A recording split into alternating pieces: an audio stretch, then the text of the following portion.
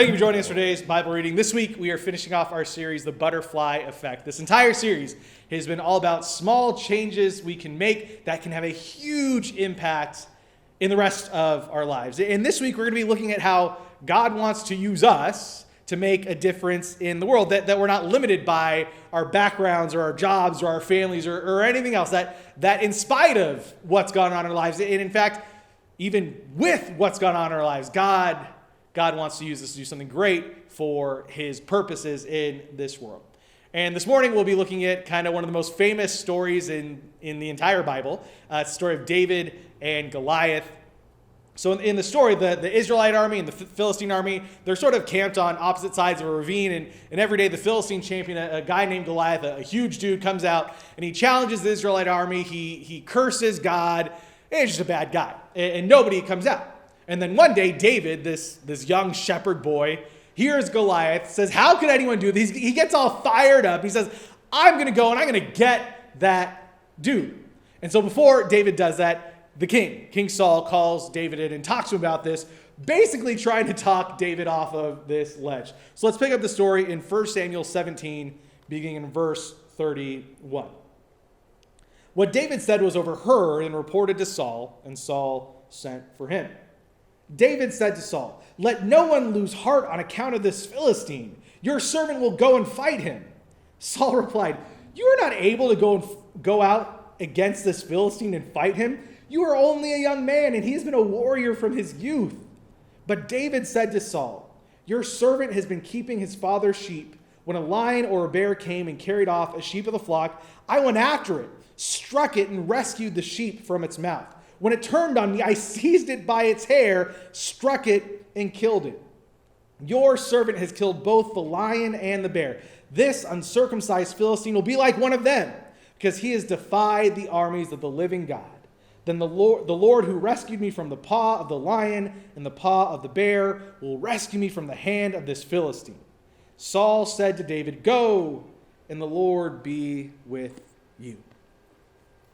So Saul tries telling him, you can't possibly go up against this Goliath. He's a trained warrior from his youth, and you're just a kid. How can you do this? But David says to Saul, it doesn't matter about Goliath. What matters is about me. What matters is how God has been using and preparing me because of my past. David knows that his lowly life as a shepherd can be used by God to do something extraordinary. Do we have the same perspective on our lives as David? Do we believe that God can possibly take the things in our past, our childhood, our upbringing, the things of our present, our job, our circumstances, our habits, our hobbies, the things that we like? Like, can God take those things and use them for his glory? Or instead, do we have maybe an attitude like Saul? And we think, God can't possibly use this young boy. We look at our lives and we think, God can't possibly use what I've experienced. God can't possibly use my mistakes. God can't use my childhood. God can't use my experience. We just think God can't use it. Sometimes we think that what we've done in our past, something we're ashamed of, that God can't possibly use that. God can't redeem that. Sometimes we think, you know what? My life just isn't that exciting. How can God use my boring life for his glory? I've wrestled with that quite a bit, actually. I grew up in a Christian home. I've been going to church my whole life. I've never wandered away from Jesus. And sometimes I thought, how can God use my boring suburban Christian upbringing story to bring him glory? Like I one of those testimonies, right? We're like, oh my gosh, that's amazing. I don't have that. But you know what? God's faithfulness is the same. He's been just as faithful to me in my life as he is faithful to somebody with a huge, amazing testimony full of like crazy twists and turns. God's faithfulness is the same. And so it's not about our story, but it's about what God wants to do with our story.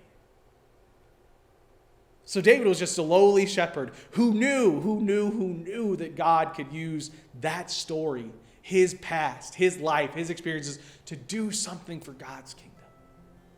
So what is it in your life?